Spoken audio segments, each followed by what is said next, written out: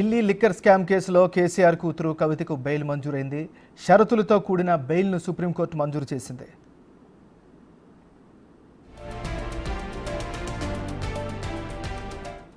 ఇక ఈ బెయిల్ మంజూరుకి సంబంధించి మరింత తాజా విశ్లేషణ అందించేందుకు రామకృష్ణారెడ్డి గారు, మాజీ అడ్వకేట్ జనరల్ మనతో పాటు లైవ్లో సిద్ధంగా ఉన్నారు.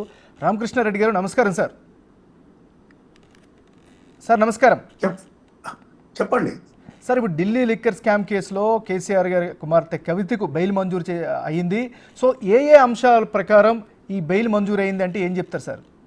ఇప్పుడు ఈ మధ్య కాలం లోపల గవాయి గారు ఒక జడ్జిమెంట్ ఇచ్చినాడు. ఆ జడ్జిమెంట్ తోని సుప్రీంకోర్టులో బెయిల్ ఇచ్చేటువంటి ఒక టెండెన్సీ మార్పు వచ్చింది. అందులో విషయం ఏంటంటే ఈ రోజు కవిత గారికి బెయిల్ ఇవ్వడానికి ప్రధానంగా ఏమున్నదంటే, ఒకటి ఛార్జ్ షీట్ వేసినారు, రెండవది ఆమె యొక్క మహిళ, మూడవది ఆమె ఫార్మర్ ఎంపీ. కనుక సుప్రీంకోర్టు ప్రిన్సిపల్ ఏంటంటే బెయిల్ ఇవ్వడానికి ఒక ఎవిడెన్స్ ట్యాంపర్ చేయకుండా, లేకుంటే ప్రాసిక్యూషన్ పారిపోకుండా ఉండాలి. కనుక ఇప్పుడు ఆమె ఏం చేసిందంటే, ఒక మహిళ కనుక ఫార్మర్ ఎంపీ కనుక ఆమె పారిపోవడానికి వీల్లేదు, ప్రాసిక్యూషన్ సహకరిస్తుందనే ఉద్దేశం ఉన్నది. రెండవది ఇంకోటి ఏంటంటే, ప్రధానంగా ఛార్జ్ షీట్ వేయడం వల్ల ఇక ఎవిడెన్స్ ట్యాంపర్ చేయడం అనేది ఉండదు. కనుక ఆ కండిషన్స్లో మిగతా వాళ్ళకు బెయిల్ ఇచ్చారు. అదే ఆ కండిషన్స్ మీద కవిత గారికి బెయిల్ ఇచ్చి మిగతా వాళ్ళకి ఏదైతే కండిషన్స్ ఇంపోజ్ చేస్తారో అవే ఇప్పుడు కవిత గారికి ఇంపోజ్ చేశారు. కనుక ఇప్పుడు సుప్రీంకోర్టు గత జడ్జిమెంట్ల ప్రకారంగా ఈమెకు బెయిల్ ఎంటైటిల్మెంట్ ఉంది కనుక బెయిల్ ఇచ్చినారు. సార్ రామకృష్ణారెడ్డి గారు, ఇది వరకు మనం చూసాము ఇదే కేసుకు సంబంధించి చాలా కీలకమైనటువంటి వ్యక్తులు కూడా బెయిల్ మంజూరు చేసింది. అదే ప్రాసెస్ ఇక్కడ కూడా కంటిన్యూ అయిందని భావించవచ్చా? అంతే అంతే అంతే అదే విధంగా ఏదైతే ఇదే కేసులో గతంలో ఏదైతే ఇచ్చిండ్రో దాని ప్రకారంగానే అప్లై చేసి బెయిల్ ఇవ్వడం జరిగింది. సార్, ముఖ్యంగా సిబిఐ వాదన కావచ్చు, లేకపోతే ఈడీ వాదనకి సంబంధించినటువంటి అప్డేట్స్ని ఏ విధంగా అర్థం చేసుకోవాలి మరి ఈ వాదనకి సంబంధించి?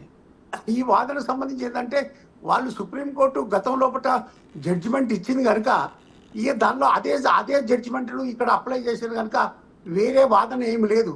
కనుక ప్రధానంగా ఛార్జ్ షీట్ వేసింది కనుక ఆ ఛార్జ్ షీట్ వేసిన తర్వాత ఎవిడెన్స్ ట్యాంపర్ చేసేటువంటి అవకాశాలు ఉన్నాయి.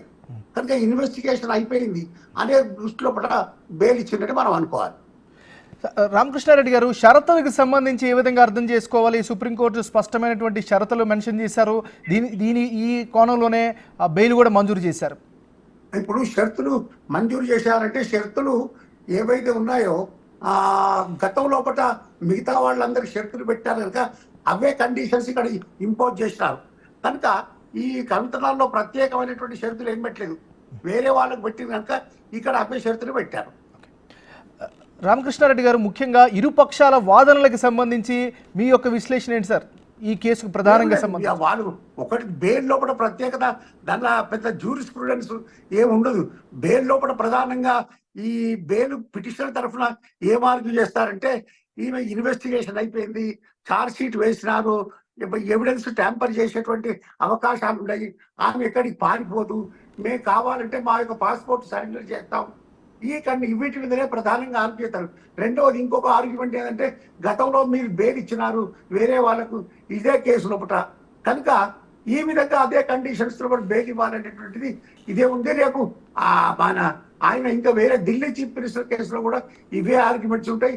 నేను అనుకుంటాను ఢిల్లీ చీఫ్ మినిస్టర్ కూడా రేపు గతంలో బెయిల్ వచ్చే కాలంలో బెయిల్ కూడా వస్తుందని నేను అనుకుంటున్నాను. అంటే రామకృష్ణారెడ్డి గారు, ఒక విషయం చెప్పండి. ఈ కేసుకు సంబంధించి క్రూషియల్ టైం అయితే నడుస్తోంది. ముఖ్యంగా హై ప్రొఫైల్ కేసుకు సంబంధించినటువంటి వ్యవహారం, ఇందులో రాజకీయ కోణం కూడా ఉంది అనేటువంటి వాదనలు వినిపిస్తూ ఉన్నాయి, రకరకాల ఊహాగానాలు వస్తున్నాయి. సో న్యాయపరంగా మీ సమాధానం ఏంటండి? న్యాయపరంగా సమాధానం ఏంటంటే, రేపు కనుక వాళ్ళు కనుక ప్రూవ్ కనుక చేయగలిగితే, ప్రాసిక్యూషన్ ఈడీ వాళ్ళు ప్రూవ్ కనుక చేయగలిగితే వీళ్ళు రేపు పనిష్మెంట్ వస్తుంది, వీళ్ళకి సెంటెన్స్ పడుతుంది. ప్రూవ్ చేయకపోతే అది ఏమింది, వాళ్ళు బెయిల్లో యాక్టివేట్ అవుతారు. అంటే రామకృష్ణారెడ్డి గారు, తొలిసారి కవితను ప్రశ్నించారు సిబిఐ. ఆల్మోస్ట్ ఆల్ 2022 11వ నెల 12వ నెల 11వ తారీఖు ఆల్మోస్ట్ 155 రోజుల పాటు కవిత అక్కడ జైల్లోనే ఉన్నారు. ఈ కోర్స్ అంతటిని కూడా ఎట్లా అర్థం చేసుకోవాలి మరి? ఇప్పుడు మీకు కవితనే కాదు కానీ అదే ఢిల్లీ డిప్యూటీ చీఫ్ మినిస్టర్ ఇంతకంటే ఎక్కువ జైల్లో ఉన్నాడు కనుక అది వీళ్ళందరూ జైల్లో ఉన్న తర్వాత ఈ మధ్యన జస్టిస్ గవాయ్ గారు ప్రధానంగా జడ్జిమెంట్ చెప్పడం వల్ల ఆ జడ్జిమెంట్ యొక్క పర్యవసానమే వీళ్ళందరికీ బెయిల్ దొరుకుతుంది. గవాయికి దొరికింది, మన డిప్యూటీ చీఫ్ మినిస్టర్ దొరికింది, ఈ కవితకు దొరికింది, ఇంకా వేరే వాళ్ళకు దొరికింది. ఇదే ప్రిన్సిపల్ రేపు అప్పుడు ఢిల్లీ చీఫ్ మినిస్టర్ కేజ్రీవాల్ దొరికేటువంటి అవకాశం ఉన్నదని నేను అనుకుంటున్నాను. రామకృష్ణారెడ్డి గారు ఒక విషయం చెప్పండి, అంటే ప్రభుత్వం తరపున ముఖ్యంగా సిబిఐ కానీ ఈడీకి సంబంధించి నెక్స్ట్ స్టెప్ ఏ విధంగా ఉండే అవకాశం ఉందండి? వాళ్ళు నెక్స్ట్ స్టెప్ ఒకటే ఏముంది ఉంటుంది, వీళ్ళు బెయిల్ కండిషన్స్ కనుక వైలేట్ చేస్తే మళ్ళీ సుప్రీంకోర్టును అప్రోచ్ అవుతారు. ఇవి బెయిల్ కండిషన్స్ వైలేట్ చేసింది, ఈవెన్ మళ్ళీ లోపలికి తీసుకోవాలని. రెండవది ఇంకోటి ఏంటంటే ట్రయల్ చేస్తారు, కేసు ట్రయల్ చేసి ఆ ట్రయల్ లోపల వీళ్ళకి అగేన్స్ట్ ఏదైతే ఛార్జ్ షీట్ లోపల అంశాలను పేర్కొన్నారో అవి ప్రూవ్ చేయడానికి వీళ్ళు ప్రయత్నం చేస్తారు. అవి కనుక ప్రూవ్ చేస్తే వీళ్ళందరికీ పనిష్మెంట్ పడేటువంటి అవకాశం ఉంటుంది. అది ట్రయల్ కోర్టులో ఆ కేసు అంతా నడుస్తుంది. రామకృష్ణారెడ్డి గారు, జనరల్గా ఇలాంటి హై ప్రొఫైల్ కేసులు కావచ్చు, కీలకమైనటువంటి కేసుల్లో సాక్ష్యాధారాలు అనేవి చాలా కీలకం. ముఖ్యంగా ఆమె అరెస్ట్ చేసిన సందర్భంలో దేశవ్యాప్తంగా సంచలనం జరిగింది. సిబిఐ కానీ ఈడీ కానీ చాలా ఎక్కువ హై ఇది ఇంటెన్షన్ అయితే కనిపించింది. తర్వాత అది లోపించింది అనేటువంటి విమర్శలు వస్తూ ఉన్నాయి. దానికి సంబంధించి ఏం చెప్తారు మరి? అది మనకు లోపించిందా లేకుంటే వీళ్ళు ప్రాసిక్యూట్ చేస్తారా అనేటువంటి విషయాలు ముందు జరగబోయేది మనం ఇప్పుడు ఊహించి చెప్పలేము. కాకపోతే ఏంటంటే బీజేపీ ప్రభుత్వానికి కాస్త సుప్రీంకోర్టు అది పార్లమెంట్లో మెజారిటీ తక్కువైంది. దాని యొక్క పర్యవసానం రాజకీయాల్లో కూడా కనపడుతుంది. ఆ పర్యవసానంగానే ఈ రోజు ఒక విధంగా బెయిల్ వచ్చిందని మనం అనుకోవచ్చు. ఈ బెయిల్ను ఈ ఈడీ ఎన్ఫోర్స్మెంట్ డైరెక్టరేట్ వీళ్ళకి ప్రాసిక్యూషన్ కరెక్ట్ చేస్తుందా లేకుంటే ఇది ఇంకా ఫర్దర్ పోస్ట్ పోన్ చేస్తుందా, రేపు ఎట్లా ఉంటుంది, ఇది పొలిటికల్ గా మనం వేచి చూడాలి. అంటే రామకృష్ణారెడ్డి గారు, సిబిఐ కానీ లేకపోతే ఈడీ కానీ స్వతంత్ర సంస్థలు, ప్రతిపత్తి కలిగినటువంటి సంస్థలు, ముఖ్యంగా ఇలాంటి కీలకమైనటువంటి కేసుల్లో వారి యొక్క వ్యవహార శైలి కానీ వాళ్ళు చేసే దర్యాప్తు పైన సర్వత్రా కూడా ఒక రకమైన ఆసక్తి ఉంటుంది. ఇలా ఎప్పటికప్పుడు బెయిల్స్ అనేవి రెగ్యులర్గా మంజూరు చేయడం వల్ల లేకపోతే షరతులతో కూడినటువంటి ముందుకు వెళ్ళడం వల్ల ఆ సంస్థల యొక్క క్రెడిబిలిటీ పైన నీలిమేఘాలు కమ్మే అవకాశం కూడా ఉందిగా? ఉంటుంది క్రెడిబిలిటీ. ఆ క్రెడిబిలిటీ అనేది ప్రజల వ్యూ, మనం జనరల్ సిటిజన్స్ యొక్క వ్యూ, దాన్ని మనం మార్చలేము. ఎందుకంటే ఇప్పుడు బెయిల్ దొరకడం అనేది ఇక్కడ వాటికి ఏదో ఆషామాషిగా బెయిల్ దొరకలేదు. ఇప్పుడు బెయిల్ దొరికిన వాళ్ళు ఢిల్లీ చీఫ్ మినిస్టరే కానీ లేకుంటే కవిత గారికే కానీ బెయిల్ ఒక ఛార్జ్ షీట్ ఫైల్ అయిందని ఆ ప్రిన్సిపల్ మీద బెయిల్ ఇచ్చారు. లేకుంటే ఏదో ఇవాళ అరెస్ట్ చేసి ఒక 10 రోజుల్లో బెయిల్ వచ్చిన విషయం కాదు. ఇక్కడ ఒక 150 రోజులు ఆమె జైల్లో ఉంది. అందులోపట కవిత పూర్తిగా ఛార్జ్ షీట్ ఫైల్ చేస్తారు. ఇంకా ఫర్దర్ ఇన్వెస్టిగేషన్ ఏమి లేదని పిటిషనర్ తరఫున కవిత తరఫున ఆర్గ్యుమెంట్ చేస్తారు. దాన్ని దృష్టిలో పెట్టుకొని ఈరోజు బెయిల్ వచ్చింది. అంటే రామకృష్ణారెడ్డి గారు, లాలో కూడా మనందరికీ తెలిసిందే, ప్రతి ఒక్క నేరస్తుడికి శిక్ష పడాలి, అదేవిధంగా నిరపరాధికి న్యాయం జరగాలని. సో ఇప్పుడు ఉన్నటువంటి ఇవన్నీ చూస్తుంటే ఏమనిపిస్తుంది మీకు? ఏమో రేపు ఎట్లా వాళ్ళు ఈ యొక్క కవిత మీదనే కానీ ఆ ఢిల్లీ చీఫ్ మినిస్టర్ సిసోడియా మీదనే కానీ ఉన్న వాటిని వీళ్ళు ప్రూవ్ చేస్తారా లేదా అనేది మనం వేచి చూడాల్సిందే. అది మనం ఇప్పుడు ఊహించి చెప్పడం కష్టం. అంటే రామకృష్ణారెడ్డి గారు, ముఖ్యంగా ఈ కేసుకి సంబంధించి మనం చూస్తే ఇనీషియల్లో 100 కోట్ల రూపాయలు ట్రాన్సాక్షన్ జరిగాయని సిబిఐ కానీ ఈడీ కానీ ఆరోపించింది. సో ప్రధానంగా మరి ఎందుకు వాటిని నిరూపించలేకపోయింది? ఆల్మోస్ట్ 5.5 నెలల పాటు జరిగింది కదా. ఇంకా ట్రయలే మొదలు కాలేదు కదా. ట్రయల్ మొదలయ్యేది ఉంటే అది వాళ్ళు నిరూపిస్తారా లేదా అనేది ఆ ట్రయల్లో తెలుస్తుంది. ట్రయల్ కాకముందే మనం ఏ విధంగా చెప్పగలుగుతాం? అయితే ఇప్పుడు అంటే ట్రయల్ ఇంతవరకు కూడా స్టార్ట్ కాకపోవడాన్ని ఏ విధంగా అర్థం చేసుకోవాలి సార్? మరి అంటే అక్కడ వాళ్ళు ఈడీ ఎన్ఫోర్స్మెంట్ డైరెక్టరేటే కానీ అక్కడ కోర్టే కానీ వాళ్ళ బిజినెస్ ఏదైతే షెడ్యూల్ ఏదైతే ఏ విధంగా ఉన్నదో అది చాలా టైట్ గా ఉండొచ్చు. కనుక అందువరకే ఈ కేసుల్లో ట్రయల్ కాకుండా ఉండడానికి అవకాశం ఉంటుంది. ఒకవేళ రేపు షెడ్యూల్ ఇచ్చి ఒక ట్రయల్ డేట్ ఇచ్చి ట్రయల్ చేసేది ఉంటే అప్పుడు తెలుస్తుంది. అన్ని ఇంతకంటే ఎన్నో కేసులు కూడా ఉండొచ్చు కదా ఢిల్లీ రౌజ్ అవెన్యూ కోర్టు లోపల.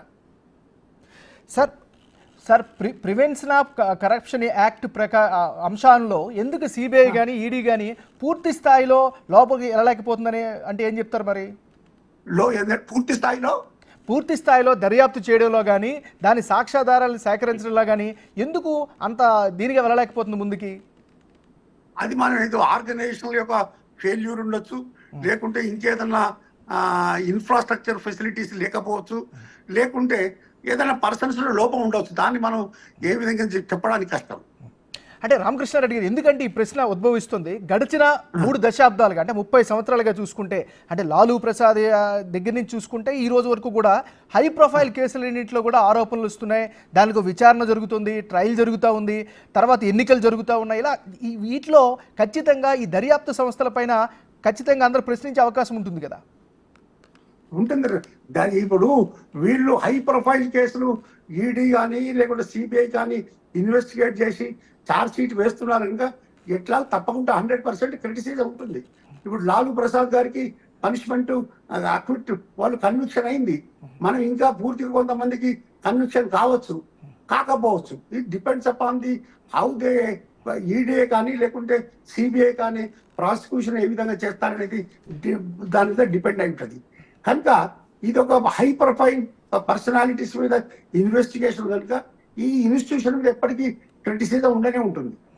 అంటే రామకృష్ణారెడ్డి గారు ఇప్పుడు ట్రయల్ ఇప్పుడు స్టార్ట్ అయింది అంటున్నారు, ఏ అంశాలపైన ప్రధానంగా ముందుకు వెళ్ళే అవకాశం ఉందండి? అంటే వీళ్ళ మీద మనం అది ఛార్జ్ షీట్ మనం చూస్తే కానీ అంశాలని మనం చెప్పలేం.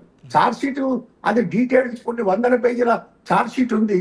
అందులో ప్రధానమైంది ఈమె 100 కోట్ల రూపాయలు ఇచ్చిందని గతంలో మనం న్యూస్ పేపర్లో చూసాం.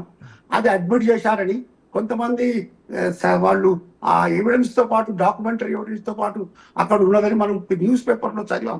అది ఎంతవరకు నిజం, ఏ విధంగా వాళ్ళు ఎన్ఫోర్స్మెంట్ డైరెక్టర్ వీళ్ళకి అగేన్స్ట్ ప్రూవ్ చేస్తుంది అనేది మనం వేచి చూడాల్సిందే. అంటే రామకృష్ణారెడ్డి గారు ఇలాంటి కేసుల్లో అప్రూవల్గా మారినటువంటి వారి యొక్క స్టేట్మెంటు లేదా కన్ఫెషను ఎంత కీలకం, ముఖ్యంగా ఈ కేసులో ఎంత కీలకం అండి?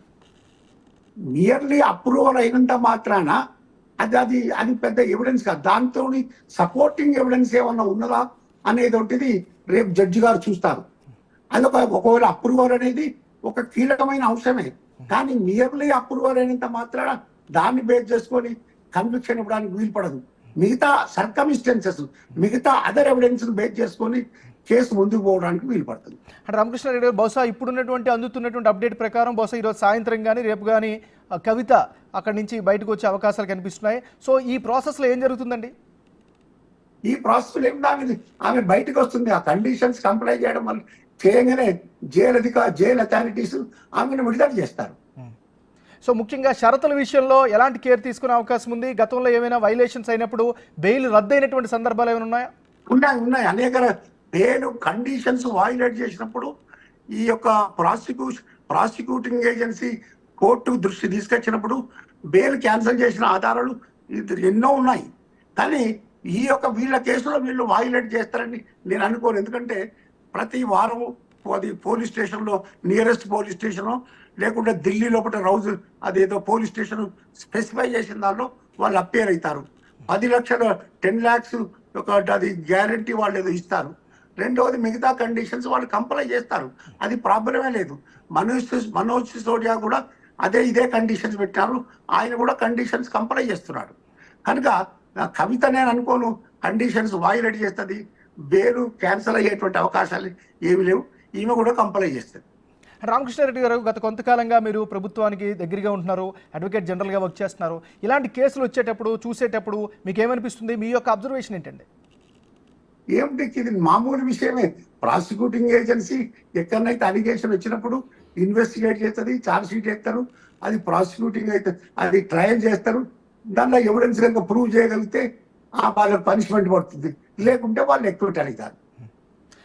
అంటే ఇప్పుడు మీరు ఈ 5 నెలలుగా చూస్తున్నారు కదా సార్, ఈ 5 నెలలుగా జరుగుతున్నటువంటి ఈ కేసుకి సంబంధించినటువంటి అప్డేట్స్ పట్ల మీ విశ్లేషణ ఏంటి సార్? మరి ఏం లేదు, అది మనం ఏం డీటెయిల్ లోపలికి పోయి చూడడం.